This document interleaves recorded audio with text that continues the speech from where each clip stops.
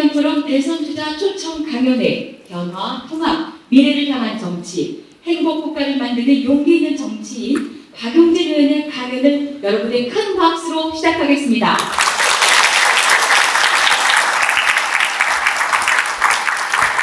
네, 고맙습니다. 벌써 이 새벽경 포럼이 벌써 몇 차례 되고 있는데요. 여러 우리 회원님들께서 함께 해주시면서 더욱더 알차지고 더욱더 좋은 내용으로 이 포럼이 채워지는 것 같습니다. 정말 고맙습니다. 저는 오늘 진행을 맡게 된 강원도의회 더불어민주당 원내대표를 맡고 있는 허소영 의원입니다. 여러분 반갑습니다. 자, 그러면 먼저 국민의례가 있겠습니다. 모두 자리에서 일어나 주시고 불편하신 분은 앉아서 예를 갖춰주시면 되겠습니다. 국기는 제 뒷면에 있습니다. 네. 국기에 대하여 경례. 바로 모두 자리에 앉아주시기 바랍니다. 이하 의례는 코로나19 방역 상황으로 생략하도록 하겠습니다. 국회의원, 재선 국회의원으로서가 아니라 대한민국을 책임지겠다고 하는 젊은 대통령 후보로서 불러주셨기 때문에 그렇게 인사드리겠습니다.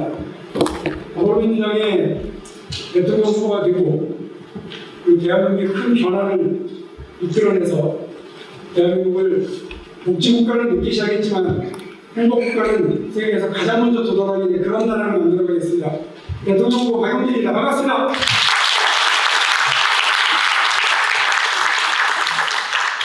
가격 수치 어떻게 되나요? 마스크를 너무 계속 쓰고? 마스크 저희가 쓰고 있으니까 제가 벗을 테니까 우리 코로나 참석자분들 다 벗으셔야 돼요. 제가 믿을 건 인물밖에 없어서 그래요. 네, 반밖에 안 보이지만 비주얼이 반밖에 안 나올 것 같아서. 이게 안경을 쓰니까요 불편한 게 있더라고요. 그래서 제가 흥분돼서 얘기를 앞이 안 보이기 시작해요. 그래서 이제 좀 양해를 부탁드리겠습니다. 오늘 제가 다시 말씀드릴 거는 세대교체와 시대교체입니다.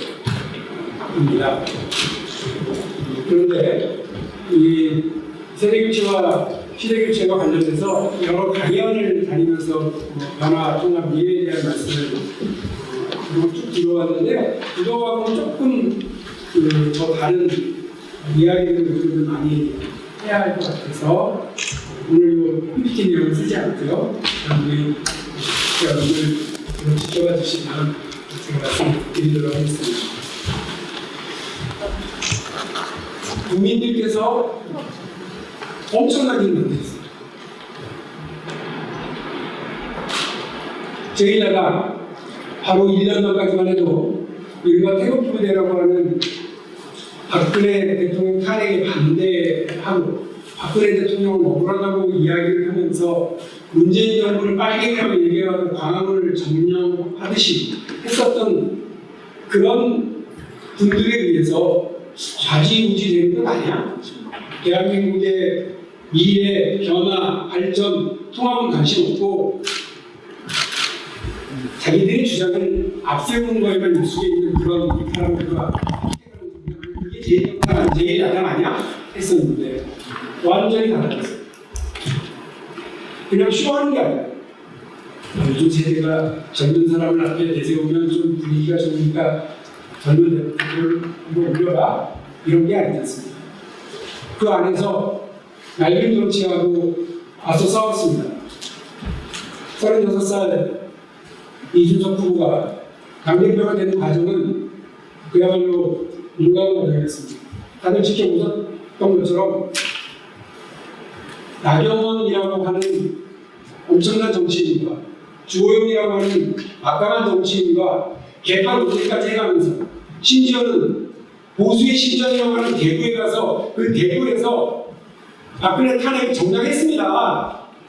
라고 자신있게 이야기하는 모습을 보여가면서 당대표가 됐습니다. 쉽게 된 게 아니더라고요. 역시 당내 지지율에서는 나경원 후보가 앞섰습니다. 그러나 압도적인 국민 지지와 그 변화를 만들어내야 된다고 하는 국민적 발행을 하고 이준석 후보가 된 겁니다. 재미있는 건 많은 국민들이 국민 민심이 당신을 이겼다 이렇게 얘기를 하는 겁니다. 저는 민심이 당신을 끌고 다녔다고 생각합니다. 그 엄청난 바람이 불고 있는데도 보수정당 변화를 싫어하고 박근혜 대통령에 대한 여전한 미련 이런 것들을 못 버리는 그 당신이 반영이 되어 있거든요. 투표 결과에. 그럼에도 불구하고 민심이 압도적으로 변화를 선택을 했습니다. 그 엄청난 파도가 이제 저희한테 민주당을 넘어오기 시작했습니다. 사실 재보궐선거 결과는 20대 남성에게 버림받은 게 아닙니다. 지금 민주당은 약간 착각하고 있습니다. 사실 재보궐선거에서 더불어민주당은 20대 남성에게만 버림받은 게 아니라 20대 여성에게도 버림받았고 30대, 40대, 50대, 60대, 70대 모두에게 버림받았고 서울에서 버림받은 게 아니라 부산에서도 버림받았고 전국적으로 다 버림받았습니다. 민심의 명령은 하나였죠. 다르게 해라, 변화해라, 싹 달라져라 이렇게 얘기했는데 그렇게 못 보여줬습니다. 오히려 그 변화는 승리해야 제1야당에서 먼저 가져갔습니다. 그래서 저는 분명하게 말씀드립니다. 민주당도 명료하게 세대 교체하고 확 달라지지 않으면 대통령 선거에서 승리할 수 없습니다. 민주당도 새로운 인물, 새로운 구도, 새로운 가치, 새로운 모습으로 환골탈태해서 나가지 않으면 대통령 선거에서 승리하기 어렵습니다. 그래서 분명하게 말씀드립니다. 상대가 새로운 장수를 들고 나오면 우리도 새로운 장수를 밀고 나가야 됩니다. 상대가 새로운 진법으로 도전해 오면 우리도 새로운 진법으로 상대를 에워싸야 됩니다. 그게 방법입니다. 그런데 상대는 새로운 장수가 새로운 병장기를 들고 나오고 새로운 진법으로 우리를 에워싸고 있는데 그냥 앉아서 변화 없이 있으면 그거는 전쟁 승리를 포기하는 거나 마찬가지입니다. 민주당이 새로운 인물, 새로운 가치, 새로운 비전, 새로운 진법으로 밀고 나가서 대통령 선거 승리하고 그리고 변화를 이끌어내고 대한민국 국민들의 삶을 멋있게 바꿔내는 그 길에 앞장서고자 이번 대통령 선거에 출마했습니다. 여러분 기대되어 응원해 주시죠.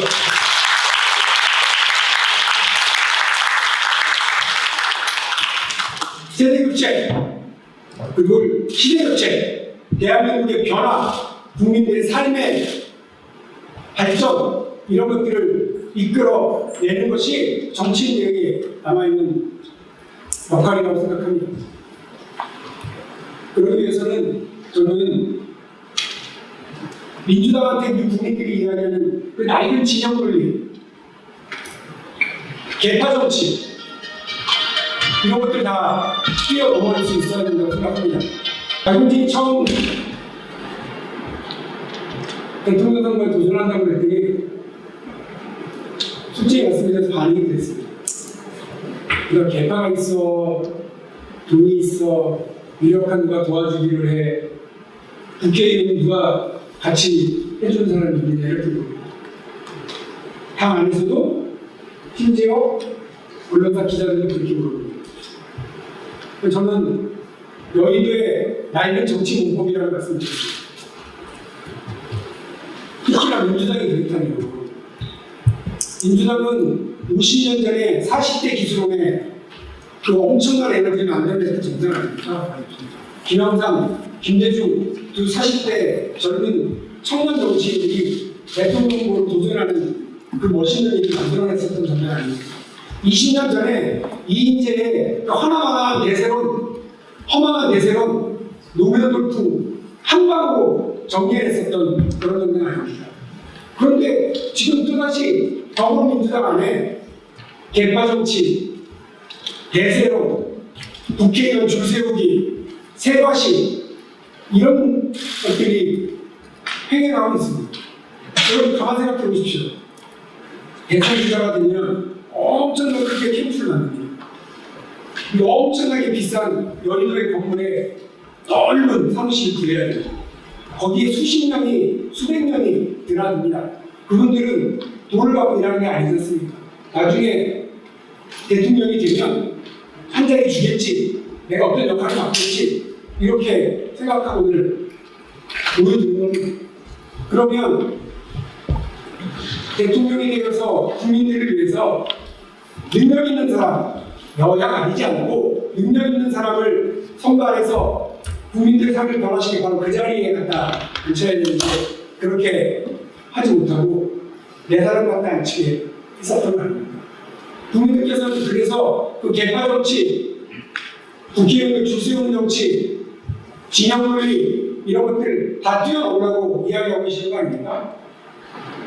그런데 아직도 그런 방식으로 정치를 하고 있으니 저는 민주당이 낡고 지쳐있다고 생각합니다. 5월 9일 날 출마 선언을 했어요. 5월 9일 날 출마 선언을 할 때 그렇게 얘기했습니다. 세대 교체로 시대 교체를 만들 젊은 대통령이 되겠습니다. 구시대에 착한 막내로 서지 않고 새 시대에 다부지 바탕 역할을 하겠습니다. 네, 그렇게 이야기했습니다. 그래서 저는 다르기 시작했습니다. 국회의원을 보고 줄 서달라고 하지 않았고요. 또 뭔가 개파의 지원을 받기 위해서 그 개파의 수장에게 유력한 정치인에게 잘 보이려고 한 적도 없습니다. 더 중요한 건 국회의원이라는 지난 5년 동안 제가 손해를 보고 당에서 구박을 좀 받더라도 할 말을 하고 할 일을 해왔다고 자부합니다. 그래서 가끔은 우리 민주당이 내로남불 하는 모습이 있을 때 제가 이빨을 소리하고 쓴소리해서 당에서 여러 구박도 받았습니다. 그리고 많은 사람들이 박용진은 내부 분란 일으킨 사람 아니야? 이런 억울한 얘기도 들었습니다. 그러나 국민 상식에서 국민들 눈높이에서 한국 정치가 가지고 있는 내로남불, 아전 인수하는 거 이런 것들 잘못됐다고 이야기하고 또박또박 할 말을 하고 국회의원에서 할 일을 하는 거 그렇게 해왔었습니다. 그래서 국민들이 기대를 갖고 지켜보신다고 생각합니다. 박용진 저 친구한테는 공천도 주면 안 돼 라고 이야기하는 문자가 엄청나게 많이 나와요. 당 나가라고 하는 얘기 많이 들어요. 그러나 제가 지난 21대 총선에서 서울에서 1등으로 민주당 경선자들 중에서 1등으로 당선됐습니다. 64.45% 받았습니다. 그건 힘들고 구박받고 손해보더라도 할 말을 하고 할 일을 해가면서 낡은 정치에 맞서고 여의도의 낡은 문법을 깨뜨리고 국민의 눈높이에서 앞으로 뚜벅뚜벅 나가기 때문이라고 생각합니다. 앞으로도 그렇게 하겠습니다. 대통령 선거 진행되는 과정에서 우리 민주당의 심장을 뛰게 하는 그 두근두근한 설레임으로 가득하도록 하겠습니다. 역동성으로 들썩들썩하도록 만들겠습니다. 젊은 대통령 후보답게 한번 싹 다르게 한번 만들어 가겠습니다. 한번 많이 해주십시오.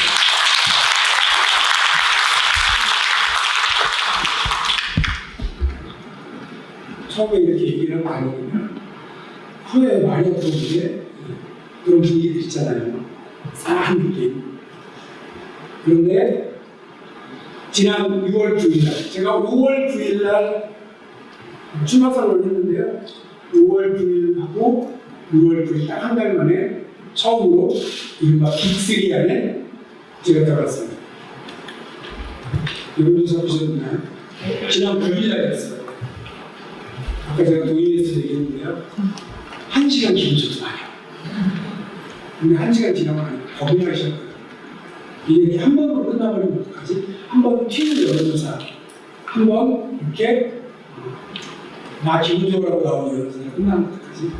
나는 이렇게 절실하고 간절한데 그런데 그 지난 일요일 날 두 번째 여론조사가 그리고 또 오늘 세 번째 여론조사가 나왔고 그 사이에 또 다른 얘기가 하나 있었습니다. 네 번이 연달아 이렇게 나오고 오늘 피곤하고 검색이 준비를 이기는 게 또 나오고 있어서 4번, 5번 이렇게 되고 나니까 국민들께서 박용진의 내로남불 하지 않는 정치, 할 말을 하는 정치, 용기 있는 정치, 대한민국 미래를 열어나가려고 하는 그 일에 대해서 알아봐 주시기 시작하는구나, 달라지겠구나, 그거는 자신감이 생기더라고요. 이 사람의 욕심이 한 끝이 없어서 이제 뭐 3등했는데 언제 이기나 그런 생각도 합니다. 벌써부터 저한테만 문자 보내는 분들은 곧 양강민주가 될 겁니다, 이렇게 얘기를 하세요. 근데 여러분, 이렇게 되면 저만 좋은 게 아닌 것 같아요. 지금 민주당의 정당 지지율이 국민의힘한테 뒤지기 시작했습니다. 그리고 아직 정치하겠다고 선언도 안 했고, 대선 나가겠다고 이야기도 안 했고, 그리고 입당하겠다고, 국민의힘이 입당하겠다고 의견도 밝히지 않은 윤석열 전 총장이 1위고요. 그분하고 이재명, 우리 1등을 이재명 지사를 붙이면 맨날 지는 걸로 나오니까 다들 지금 별 민주당은 걱정이 많습니다. 그런데 여기에 71년 돼지띠, 이제 만 50된 젊은 국회의원 박용진이 화두치세로 양강민주를 형성하고 민주당 경선을 들썩들썩하게 만들고 박용진이 가지고 있는 정책 비전으로 대한민국 국민들이 미래에 대한 희망으로 두근두근하게 만드는 거, 그거 하게 되면 여러분, 민주당의 경선에 에너지가 더 끓지 않겠습니까? 그렇게 되면 민주당이 이번 대통령 선거에서 이길 수 있지 않겠습니까? 그렇게 되면 우리 민주당이 문재인 정부의 성과를 잘 이어서 남북 평화, 교류 더 튼튼하게 만들어내고 4차 산업혁명 시대에 미국의 대통령조차 대한민국의 기술협력, 산업협력을 갈구하는 그런 나라가 이제 드디어 4차 산업혁명의 선도국가로 나서는 일을 우리가 열어갈 수 있지 않겠습니까? 저는 민주당이 그걸 할 수 있다고 생각하고 그 맨 앞에 젊은 대통령으로 박용진이 앞장서겠다고 하는 다짐의 각오의 말씀, 자신감 있는 말씀을 드립니다, 여러분.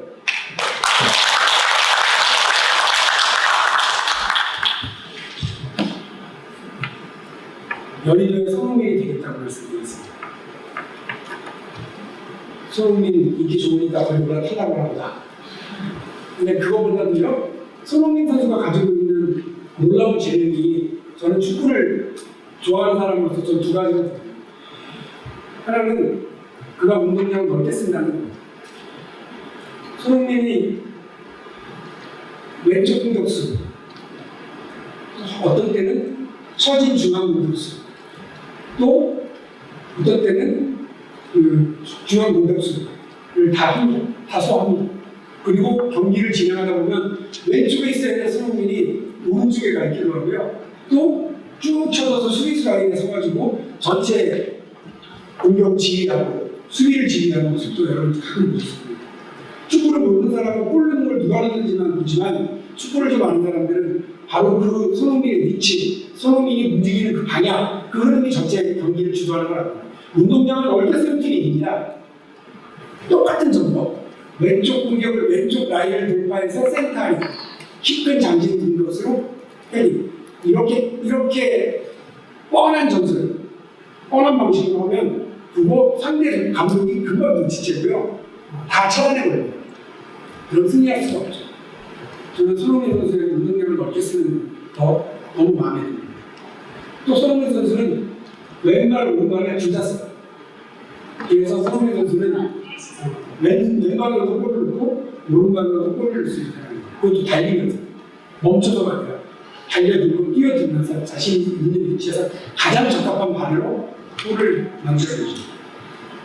한국 정치가 그래야 된다고 생각합니다. 알게 진영 논리, 뻔한 자기들의 이념, 이런 것들에 얽매여서 국민의 삶을 변화시키고 바꾸는데 주저해서는 안 된다고 생각합니다. 박용진은 운동량을 넓게 쓰겠습니다.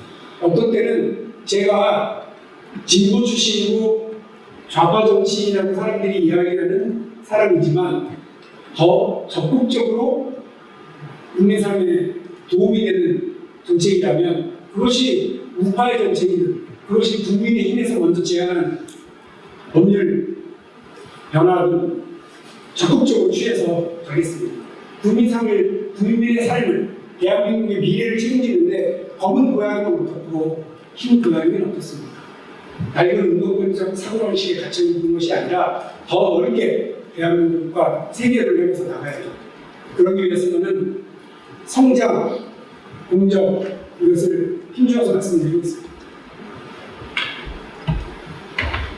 우리가 성장을 멈추면 일본하고 똑같이 가게 돼 있습니다. 많은 분들이 걱정합니다. 일본의 잃어버린 20년 우리가 뒤쫓아가는 거 아니야? 인구도 줄어들고 있고 저성장 시대에 도입해버린 거 아니야? 저성장 저금리 시대에서 꼼짝달싹 못하는 거 아니야? 아니요. 다르게 가야죠. 대한민국 다르게 움직여야죠. 그래서 거기에 필요한 기업의 활력, 한국 경제의 가슴 뛰는 변화들 만들어내기 위해서 혁신이 무섭도록 하겠습니다.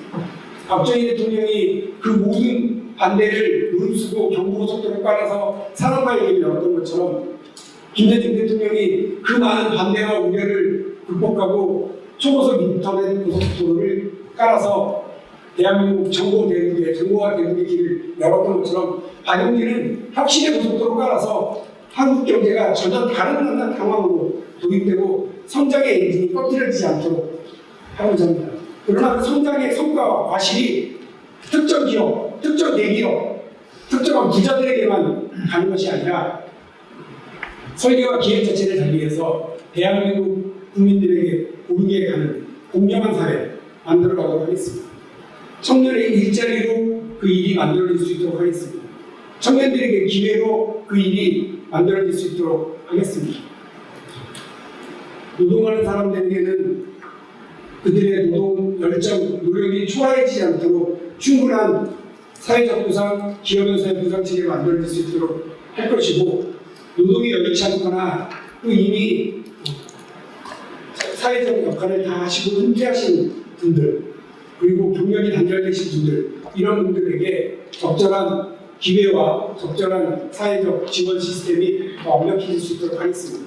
김대중 대통령께서 산업화는 늦기 시작했지만 정부화는 우리가 제대로 먼저 합시다 라고 말씀하셨던 것처럼 복지국가는 우리가 늦기 시작했죠. 그러나 행복국가는 우리가 전 세계에서 가장 먼저 도달해 보시죠. 대한민국 헌법 제10조가 이야기하는 행복국가 우리가 한번 만들어 보시겠습니다. 보도록 했으면 좋겠습니다. 행복국가는 대한민국 헌법 10조 보통 행복 추구권이라고 이야기하는데요. 대한민국 국민들은 인간으로서의 조금의 가치를 가지고 행복을 추구할 권리를 갖는다고 써있죠. 또 있습니다. 그 다음에 대한민국 국가는 대한민국은 우리 국민들의 불가치만 최소한의 인권을 보장할 의무를 지닌다고 되어 있습니다. 헌법의 명령인데요. 국민과 약속인데요. 지금이라도 그것이 성공되고 완수될 수 있도록 밀고 나가는 게 젊은 대통령 후보 박용진이 국민들께 약속하고 국민들과 뜻을 모아서 함께 그 일을 해나가도록 하겠습니다. 많이 도와주십시오.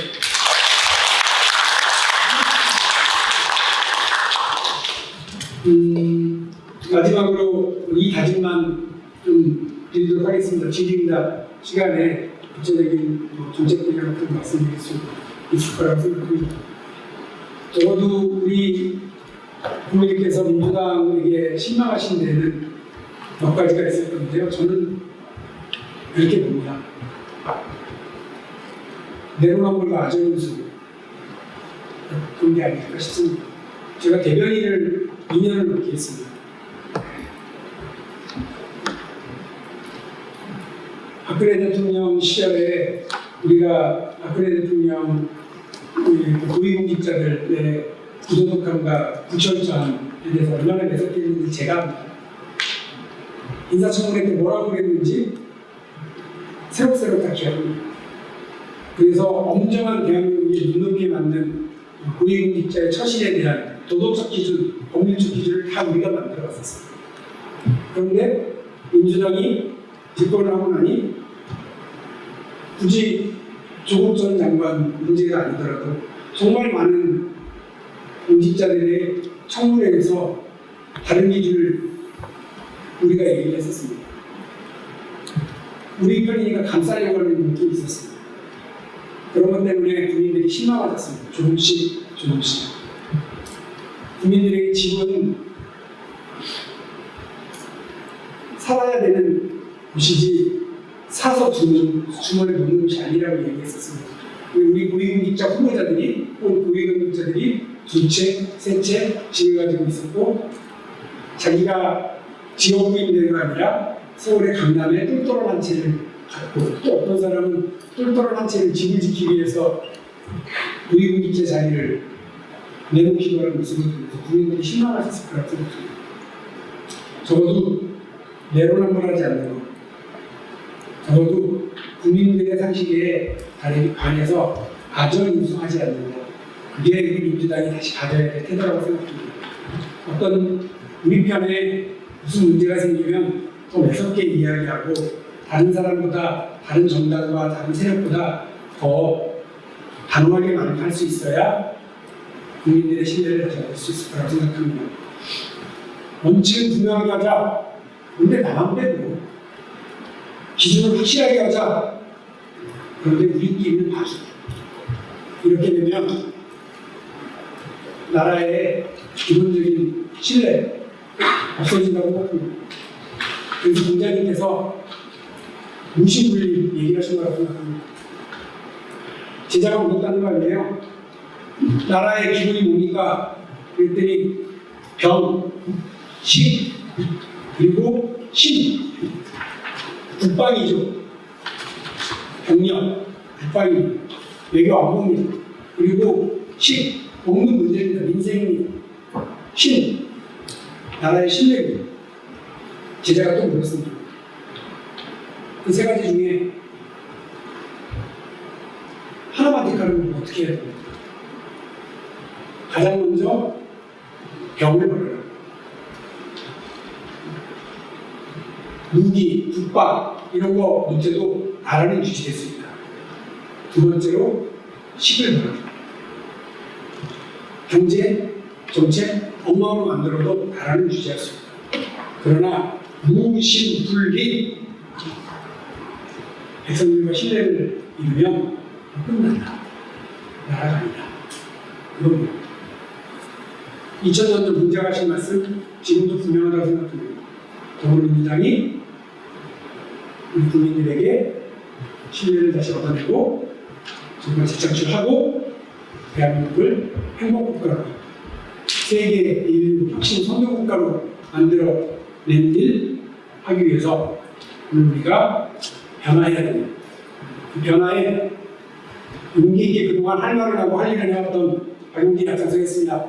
여러분, 젊은 사람 앞세워서, 젊은 정치인 앞세워서 대한민국의 큰 변화, 한국 정치의 큰 변화, 그리고 민주당의 큰 승리를 한번 만들어 주십시오. 감사합니다.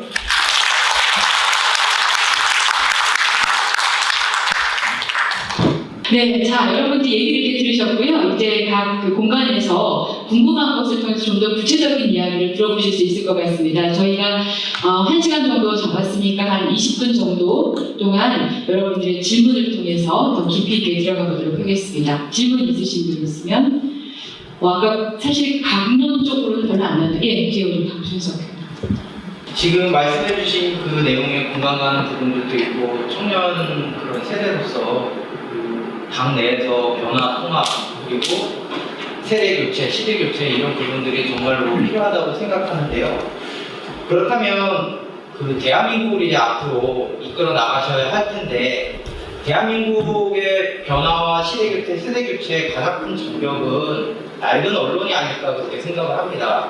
그렇다면은 조동진 위원님께서 생각하시는 언론에 대한 이런 변화와 개혁 그런 방안들이 있으신지 아니면 대선 주자로서 성공하셔서 대한민국을 이끌게 되신다면 그리고 두 번째는 그 저희가 어쨌든 간에 경선이 끝난 다음에는 원팀으로 가야 하는 더불어민주당 때문에 혹시 경쟁 주자들 중에 이분은 정말 괜찮은 정치인이다 하고 생각하시는 분이 계신지 그렇게 두 가지 질문 드리겠습니다. 한두 가지가 이거 아니거든요. 여러 가지 측면인데요. 일단 언론사 지배구조와 관련된 문제가 있었습니다. 그래서 공영방송과 관련해서요, 공영방송 이사진이 어떻게 구성할 것이냐 하는 것에 대한 공영방송 지배구조법에 대한 민주당의 당론이 있었거든요. 근데 그 집권하기 전이에요. 집권을 해야 되는데 안 하고 있어요. 그것 때문에 언론은 민주당이 엄청 소리가 났습니다. 왜냐하면 정권 바뀌면 그거 계속 그렇게 됐었죠. 정권 바뀌면 사장을 대통령하고 친한 사람, 여당하고 친한 사람. 그래서 MBC가 YTN이 KBS가 막 파업을 하고 했던 말입니까? 그런 일들이 다시 멀어지지 말자고 공영방송의 지배구조를 어떻게 변경시킬 것이냐라는 논의가 있었고 그 법을 우리가 만들었었는데 집권을 하면 아직 그게 논의가 좀 제대로 진행되고 있지 않을 때 또 하나는 그 신문사의 편집위원회가 두어야 한다였거든요. 가짜뉴스, 무책임한 뉴스, 잘못된 보도, 편파적인 뉴스가 이제 나가게 되면 그에 대한 책임을 물을 수 있는 단위가 어디냐면 편집위원회이고 그걸 또 사전에 책임져야 되는 건데 편집위원회를 둬야 한다가 둘 수도 있다고 바꾼 걸로 바뀌었잖아요. 이것 때문에 또 이 부분에 대한 문제도 많이 있습니다. 최근에 나온 건 언론사가 보도를 했는데 그 보도가 허위 보도, 가짜뉴스 이런 것에 대해서 어떻게 책임을 물을 거냐 손해배상 할 수 있도록 하고 그에 대한 반론 보도 이런 부분들을 어떻게 할 것인지를 담고 있는 부분들이 있습니다. 이 모든 것들이 다 언론개혁이 필요한 내용들이라고 생각합니다. 왜냐하면 언론이라고 하는 게 현대사회 현대민주주의에서 제4의 권력이라고 얘기하지 않습니까? 입법사고 행정 플러스 언론인 거죠. 그만큼 막강하게 우리 사회에 민주주의, 또 의사소통, 그다음에 통합을 위해서 필요한 장치라고 생각하고 그런 제도라고 생각하거든요. 그런데 그 막강한 힘을 막 휘둘러가지고 사적 이익을 위해서 지배되거나 혹은 공동체의 위해를 가는 것이 나타나면 당연히 그 부분에 대해서는 일정하게 제재를 하는 것은 필요하다고 생각합니다. 다만 이러한 모든 전제와 논의는 언론의 헌법적인 언론 자유 그걸 통해서 우리 사회가 잃는 게 있더라도 얻는 게 훨씬 많다라고 하는 판단이 있기 때문에 언론 자유를 그걸 해치지 않는 한에서 제도 개선이 필요하다고 생각하고요. 언론의 자유는 내가 하고 싶은 말 하는 게 아니에요. 언론의 자유는 내가 듣기 싫은데 상대가 그 얘기를 할 수 있도록 배려가 할 수 있도록 해주는 게 언론의 자유. 그게 당신의 권리입니다. 라고 얘기할 수 있는 게 언론의 자유라고 생각합니다. 그것이 깨지지 않는 제도 개선은 필요하다고 생각합니다. 그리고 이렇게 훌륭한 분이 누가 있냐? 이광재 신문수. 홍보라는 게 왔습니다. 훌륭한 분은 후보자가 있으시고요. 하면 문자로 드리고 합니다. 그리고 사실 정세균 전 총리 정말 훌륭하신 정치인이시죠. 나도 편할 수 없을 정도로 많은 배려를 주변에 해주시는 분이에요. 근데 제가 출마를 하면서 되게 미안했던 문제는 박용기는 나 도와주겠지 이 생각을 했어요. 그래서 총리 하고 계신데 5월달에 찾아뵀었어요. 출마하면 인사를 다 드려 주변에 인사를 제가 부시대의 착한 막내로서 나가겠다고 했지만 애기 예의를 갖추고 사람이 하려고 그렇게 하던 사람이었어요. 찾아뵈었더니 그 당시 이제 전생의 총리께서 약간 서운한 표정을 지으시고 이 사람은 나보다 하고 하지 그래 이러시더라고요. 모자 했는데 정세균이 참 훌륭하신 분이시고 인간적으로 정치인으로 통상으로 아주 국회 의장 그런 걸 보이셨고 합니다. 네, 혹시 또 질문도 있으실까요? 네, 우리 옆에 또 이어서. 네, 안녕하십니까. 춘천에 사는 김동준이라고 합니다. 지금 세대 교체를 많이 말씀하셨어요. 세대 교체는 사실은 수많은 정치인들이 내쫓았던 구호 중에 하나죠. 지금 이 시대뿐만이 아니라. 그런데 그렇지 못하다고 느낀다는 건 뭐냐면은 세대 교체가 가지고 있는 진정한 의미로서의 서브텍스트에 대한 이해도가 낮다는 좀 생각이 들어요. 무슨 말이냐면 사실은 정서적인 부담이라든지 세대와 세대 간에 대한 그런 기류에 대한 이해도라든지 아니면은 지도자로서 미래로 나아가는 동행자로서의 꿈을 등등에 대한 어떤 그런 부분들. 그러니까 예를 들어서 이제 세대 교체라면 사실은 시대 배치, 세대 부담이 아니겠습니까? 서브텍스트가 있다 하면 그런 의미에서 진정으로 저기 말씀하셨던 세대 교체에 대한 진정한 의미로서의 본인에 대한 홍보에 대한 기여도가 이번에 꼭 크게 이루어지시 바라는 마음에서 응원을 드리는 거고요. 통합 쪽에서 좀 말씀 여쭤보고 싶어요. 통합이라는 차원에서 여태까지 큰 통합, 추가적 통합이라는 텍스트 아래에서 사실은 국민적 발행과 어떤 그런 나아가는 방향이 크로스가 됐었던 것을 많이 경험했다고 생각을 하거든요. 이런 의미에서 박용진표 대통합이라 어떤 의미를 가질 수 있을까라는 것에 대한 견해를 듣고 싶습니다. 대한민국 정치가 되게 후진국이고 개발도상 상황이 모르고 있는 이유 중에 하나는 정치인들이 목소리가 하고 못해서가 아니에요. 제도와 시스템이 그렇기 때문에 그렇습니다. 우리가 각각 이 뛰어나고 훌륭한 국민들이 훌륭한 대통령들을 뽑았다고 생각했는데 5년 지나고 나면 자녀가 감옥에 가거나 본인이 가거나 불행한 일이 계속 벌어졌잖아요. 근데 그거는 그 대통령의 개인의 잘못이라기보다는 너무 많은 권한을 가지고 있기 때문에 그 권한을 혼자 발휘하지 못하고 주변이 계속 쉬어갑니다. 근데 우리 헌법의 권력기구들이 입법사법 행정인데 그리고 선출직 공직자들인데 그들이 아니라 최순실 같은 사람이 가서 몰래 권력 권한을 행사하고 몽골이 상임방이 권한을 행사하고 그리고 심지어는 아들이 행사하고 이렇게 행사하면서 여러 문제들이 발생하는 거죠. 또 하나는 통합을 가로막는 정치의 통합을 가로막는 것 중에 하나가 뻔한 거니까 5년 단임제예요. 5년 단임 동안 제왕과 같은 어마어마한 권한을 쥐고 막 흔들기 시작합니다. 그런데 야당은 이 대통령이 성공하고 나는 죽는다고 생각하는 거예요. 5년 뒤에 또 집권할 테니까. 그래 하기 위해서 내가 집권할 가능성을 조금이라도 생각하면 어떻게 했는데 계속 반대하고 흔들어야 돼요.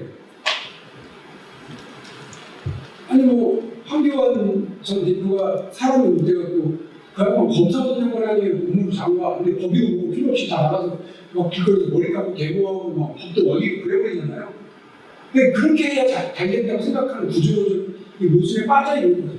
우리가 야당할 때는 안 그랬나. 우리가 야당할 때도 가장 강력한 주제는 선도하는 당대표가 가장 많이 앞서고 그랬잖아요. 그러니까 여기서 벗어날 수 있어야 된다고 한다면 여러분 개헌해야 됩니다. 제가 이재명 지사한테 되게 희망 몇 가지를 하고 있는데 희망한 이유 중에 하나가 최근에 정세균 후보랑 이낙연 후보께서 개헌에 대해서 얘기하니까 개헌은 경북대도 고치는 것보다 구율제도가 우선이다 이렇게 얘기하시더라고요. 개헌을 그런 단순한 문제로 얘기하시는 거는 정치에 대한 이해도가 낮다는 걸 반증하는 거예요. 정치가 단순히 내가 권한을 가지고 휘두르는 건 행정이에요. 정치는 상대에게 기회를 주고 국민이 위임한 권한을 어떻게 잘 나눠서 각각의 역할을 하게 하고 그를 통해서 사회통합을 이루고 미래를 향해 상관없이 나갈 거냐는 겁니다. 옛날에 경부고속도로 깔았을 때 제가 말씀드렸잖아요. 그때 리더십은 그야말로 나를 따르라 리더십 아닙니까? 그야말로 대통령, 막강 대통령이죠.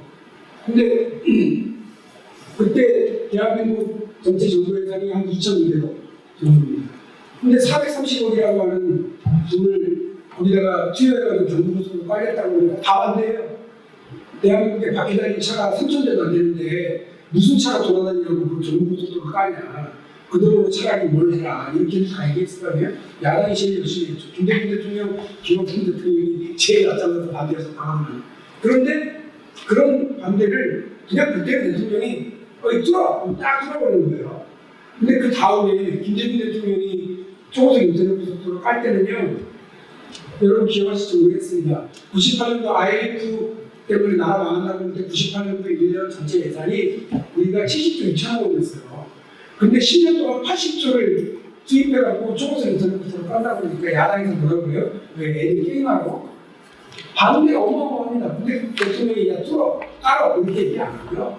어떻게든 설득하려고 KT 광화문 본사 가가지고 독도 경기대 대장하고요 화상 통화해요. 초고속 인터넷 고속도로를 깔면 이렇게 영상 통화가 가능합니다. 이거 보여주시면 설득하려고 국민과의 대화라는 걸 해요. 그래서 계속 설득해요. 대통령이 울어요. 박정희 대통령이 우리 울어요. 뚫어 잡아들여 이렇게 끝나는 거 아니겠어요? 그런데 김대중 대통령은 국민과 대화의 속에서 취임사도 부르잖아요. 국민들이 호소하잖아요. 지금은 대한민국이 더 컸어요. 여러분 558조 예산으로만 558조예요. 근데 이 대통령과 국민과의 권력에 대한 위임과 행사에 관한 기본적인 룰, 나와 국회와의 관계, 그리고 대통령이 제왕적 대통령이 되지 않고 국권의 대통령이 되고 지방자치단체장은 어떻게 권한을 나눌 것이고 라고 하는 문제를 이야기하고 헌법에 감추어놓은 겁니다.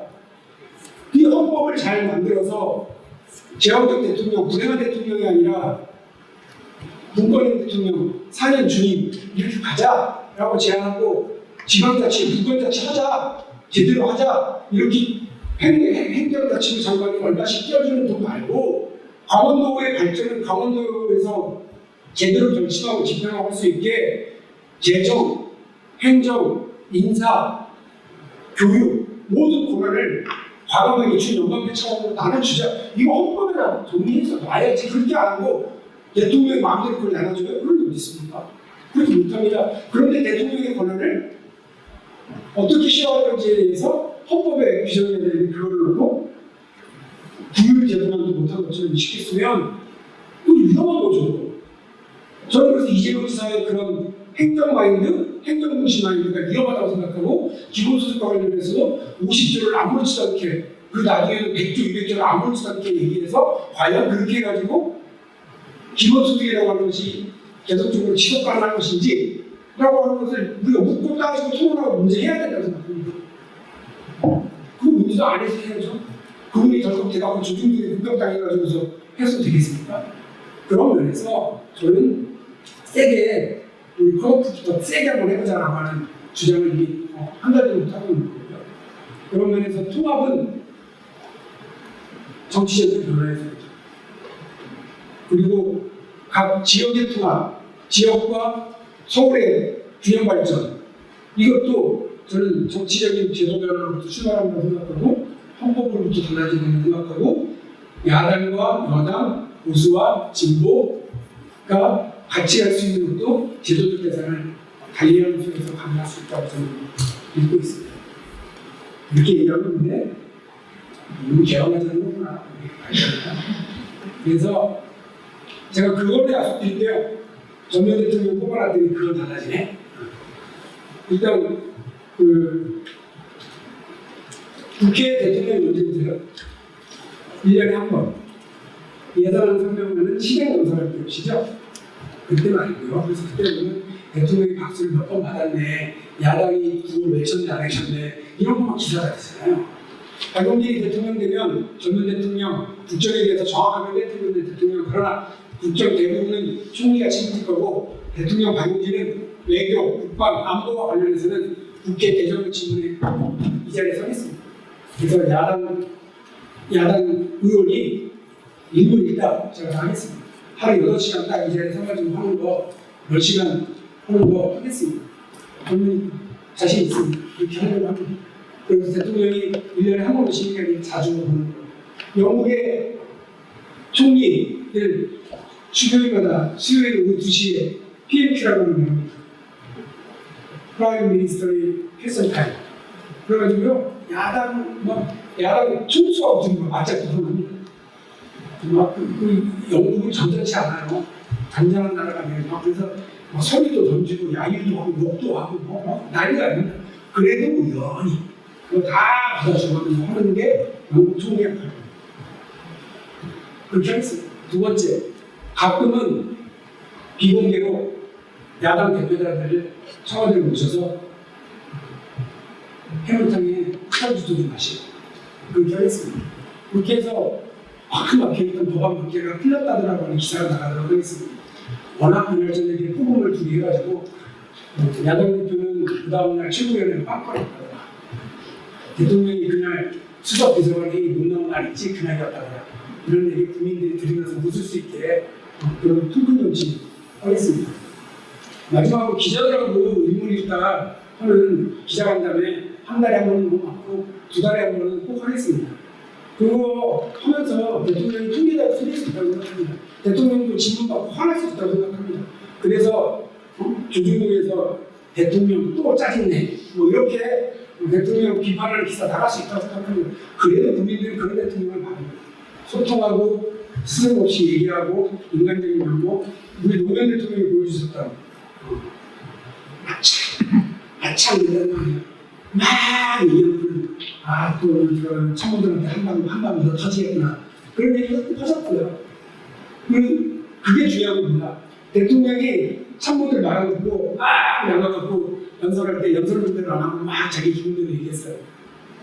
사람들이 박수 쳤어요. 근데 세션하게 들어가니까 비서진이 아니 약속대로 안 하시면 어떡합니까? 라고 할 수 있는 그런 관계.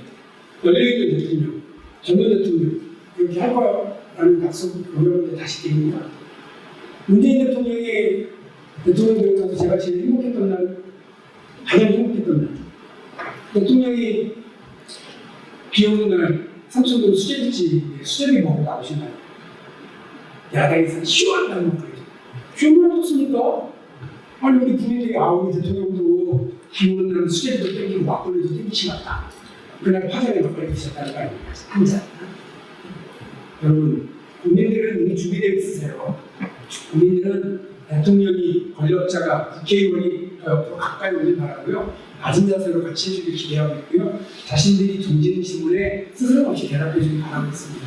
국민들은요. 개파 정치, 유력한 정치인의 후광을 얻는 정치 이런 게 아니고요. 스스로 자신 자수성가형 정치, 내 손으로 일어나는 정치, 노무현, 김대중이 보여줬던 그런 정치, 도전하는 정치, 변화하는 자세 그런 걸 필요하다고 생각합니다. 멋있는 정치 하겠습니다. 통합도 미래를 가는 튼튼 정치로 해나가도록 하겠습니다.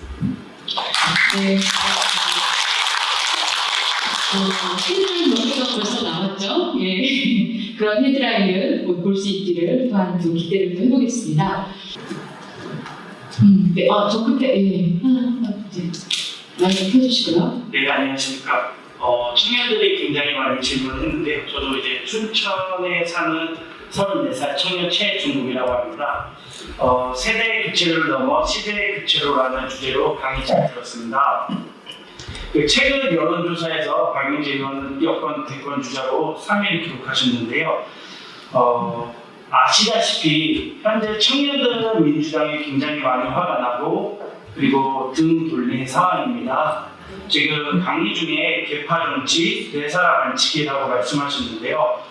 혹시 당선이 되시면 뇌사람을 안치지 않고 어떻게 참모진을 꾸리실지 궁금합니다. 그리고 또한 등 돌린 청년들이 다시 민주당으로 돌아올 수 있는 대선 주자로서 박용진 의원만의 획기적인 정책이 있는지 궁금합니다.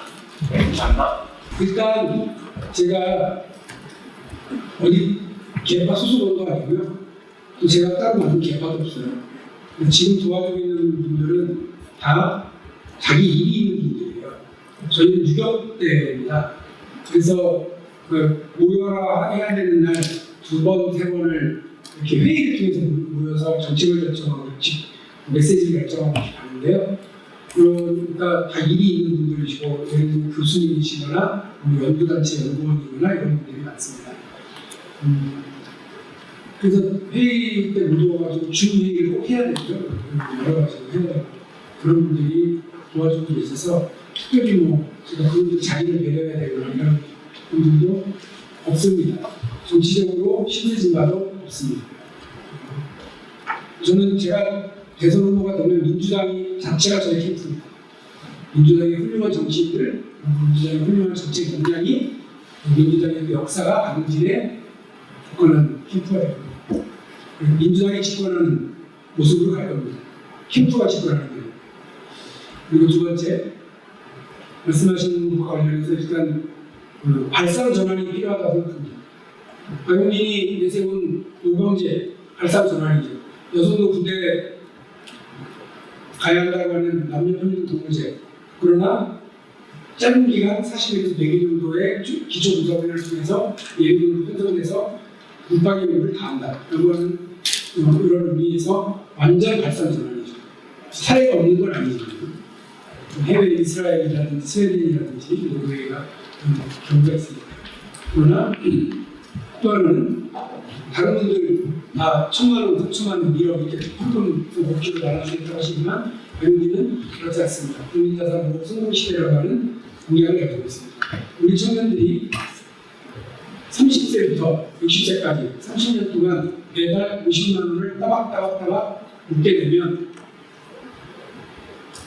원금 1억 8천, 이자 7% 복리를 통해서 국부펀드가 만드는 그 이자율 7%를 통해서 하면 4억 3천만 원의 이자가 쌓입니다. 그 돈을 60세 은퇴해서 매달 적립된 돈을 원리통신으로 돌려가지고 399만 원. 50만 원은 어떻게 해서 그런 돈이냐면 신한은행의 보통 사람의 금융보고서에 보면 우리나라의 최저임금 노동자가 200몇십만 원 받는 최저임금 노동자가 그 매달 저축 금액이 50만 원입니다. 그걸 바탕으로 설계했습니다. 그러니까 내가 그냥 배달을 하든 혹은 식당에서 홀서빙을 하든 어떤 직장을 하더라도 대한민국이 보장하는 최저임금의 수준의 임금만 받을 수 있으면 노후자산을 걱정하지 않고 그렇게 되면 새로운 인생을 설계할 수 있지 않겠습니까? 그렇게 시작하려고 합니다. 무엇보다도 기업의 길을 살려줄 생각입니다. 다음 주에 발표합니다. 그 정책을 오늘 말씀드리기가 어려워서 기업에게 길을 살리고 박용진을 재벌적국수 반기업주의자라고 얘기하시는 분들이 계시는데 그분들 나쁜 사람들입니다. 일부러 그렇게 얘기하지 마세요. 주로 저희 조중동이나 경제지에서 이렇게 얘기하는데 그분들은 박용진이 일부러 그렇게 얘기를 해야 박용진이 하는 말이 맞는데 그거를 해외로 보내려고 하시는 거거든요. 제가 어떻게 대한민국 경제가 성장의 길로 들어설 수 있도록 하는지를 다시 발표할 건데 그걸 조금만 참아주십시오. 네. 그렇게 해서 청년의 일자리, 청년들에게 기회를, 청년들의 노력과 청년들의 열정이 초라해지지 않도록 만드는 나라를 약속드리겠습니다. 하나하나 보여드리는 것이 맞다고 생각하고요. 잠깐의 반짝거리는 이벤트 이런 걸로 대한민국 국민들 속지 않는다 생각하고요.